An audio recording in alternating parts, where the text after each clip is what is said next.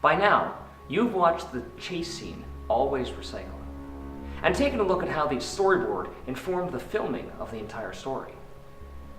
The shots that are selected for this scene were not made by mistake. Each shot was carefully planned and created to tell a specific part of the story. As well, the shots created work hard to give an audience a certain feel. This video takes you through the decisions that were made to select the shots. I will be going into details about what the shot does for the video and the story, and maybe even talk a little about how it was filmed and the processes used to capture the shots.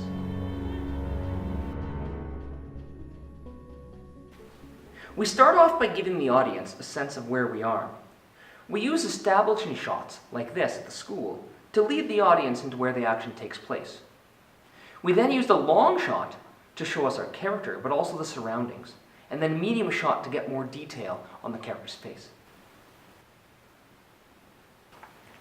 Pause here. This insert shot shows the student grabbing a bottle. This lets the audience know that the bottle is going to be an important aspect of the scene. Inserts are used to show objects that are important to the action and the character. Let's rewind and look at this sequence again. The shots are very short, but lead the audience through the travels of the bottle and the student. It's important to explicitly lead an audience through a story. If they didn't see it or didn't hear it, it didn't happen. These two shots are called an exit sequence. Again, we lead the audience through the action. We use the long shots to show a student leaving one area and entering another for continuity. We want to carefully plan an exit sequence so the audience knows where the character is going. This next sequence of shots builds tension by cutting away from the student to the bottle. The audience is wondering, why is this bottle so important? Until it disappears and the music starts. We continue using our shots to show the actions of the main character. We see him walking down the hallway, and then use a point of view shot so we can see what the character sees. Nothing to worry about. We then cut to a close-up so we can see the actor's expression. We use close-ups and mid-close-ups to really see what's happening on the actor's face, and any time that they're delivering dialogue. We then go back to the long shot so we can see where he's going. Now, we see the world from the perspective of the bottle by using a cutaway. It's sneaking up on him, but we don't want him to see it yet. It builds suspense. To give a sense of the uneasiness, we start with the student facing away. When we hear the loud noise again, we go to the close-up to see the actor's expression. We then go to a point of view to show what the character sees, and now he sees something out of the ordinary. With the next loud noise, we sequence the turn with a quick cut to an extreme close-up shot to keep the actor's face in frame. These close shots really make an audience uneasy, and we can really see what's going on in the actor's expression. We try to give our audience a good variety of shots to lead them through the story. We use a medium shot to show where the student is going. When we see the cutaway of the student's legs and then the bottle, we let the audience in on the surprise before the character.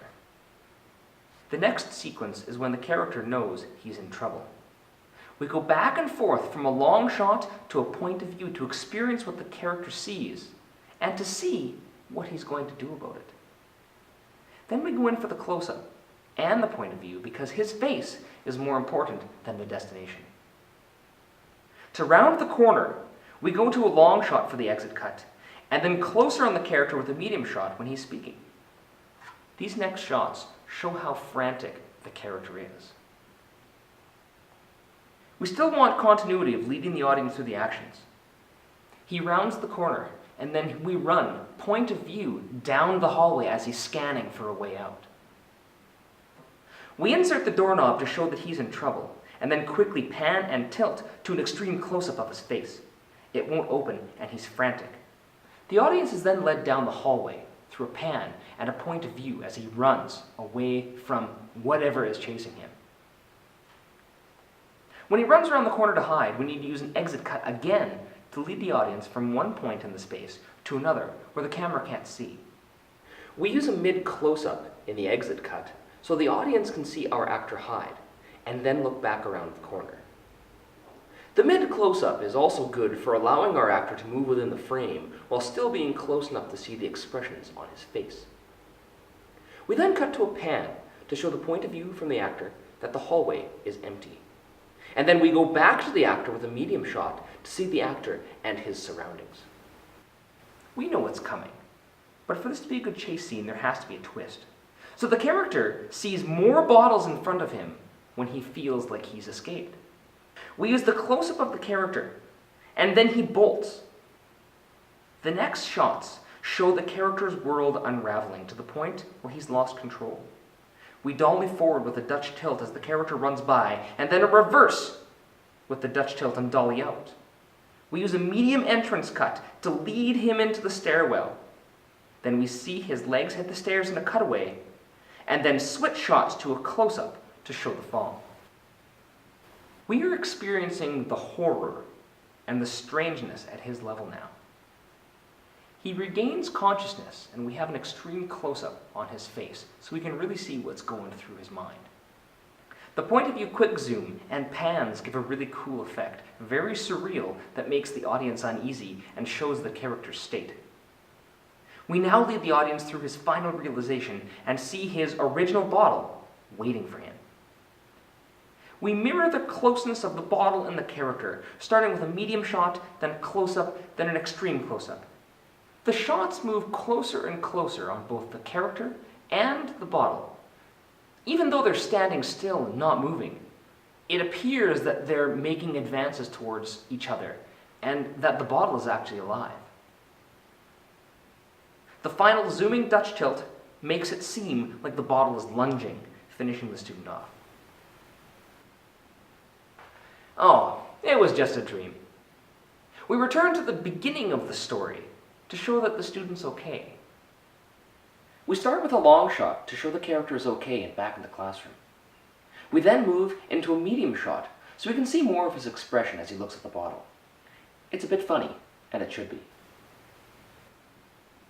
The bottle is still important to the story, so we show it alone in a cutaway and then focus on it as we did at the start. We see a long shot for the character to walk towards the door, and then go to an insert shot as he looks at the bottle closely. We return to the long shot to see him exit and walk away.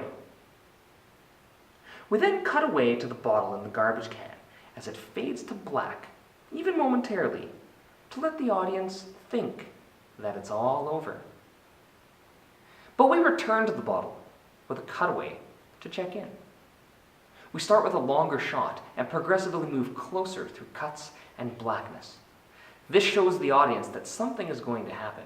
The final shot of the empty garbage can sets off our story once again. So that's how this came together, why the shots were chosen, and how they help tell the story.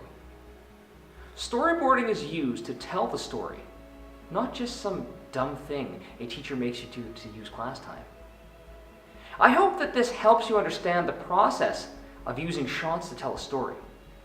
Dialogue can be important, but without carefully planned shots, the story falls flat and the audience tunes out. Best of luck to you.